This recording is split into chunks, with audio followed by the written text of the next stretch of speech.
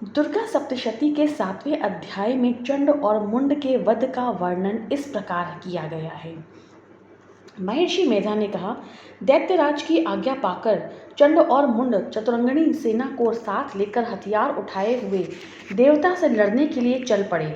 हिमालय पर्वत पर पहुंचकर उन्होंने मुस्कुराती हुई देवी जो सिंह पर बैठी हुई थी उसे देखा।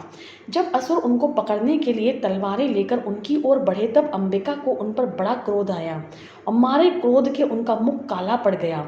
उनके भ्रुकुटियां चढ़ गईं और उनके ललाट में से अत्यंत भयंकर तथा अत्यंत विस्तृत मुख वाली लाल आंखों वाली काली प्रकट हुई, जो कि अपने हाथों में तलवार और पाश लिए हुई थी।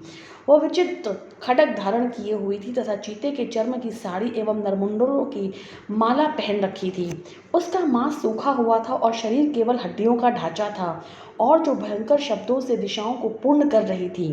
वह असुर सेना पर टूट पड़ी और दैत्यों का भक्षण करने लगी।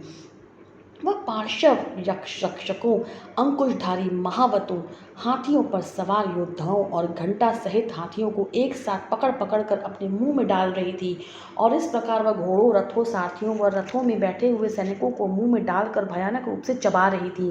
किसी के केश पकड़कर, किसी की गर्दन पकड़कर, किसी को पैरों से दबाकर और किसी दैत्य को छाती से मसल कर मार रही थी। वह दैत्य के छोड़े हुए बड़े बड़े अस्त्र शस्त्रों को मुंह में पकड़कर और क्रोध में भर उनको दांतों से पीस रही थी। उसने कई बड़े बड़े असुर भक्षण कर डाले, कितनों को ही रौंद डाला और कितनी उसकी मार के मारे भाग गए। कितनों को उसने तलवार से मार डाला, कितनों को अपने दांतों से समाप्त कर दिया, और इस प्रकार से देवी ने क्षण भर में संपूर्ण दैत्य सेना को नष्ट कर दिया।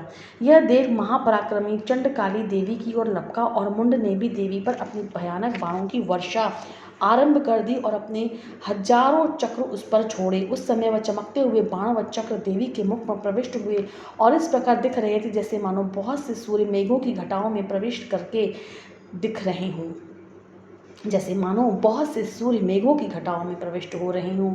इसके पश्चात भयंकर शब्द के साथ काली ने अत्यंत जोश में भयंकर विकट अट्टहास किया।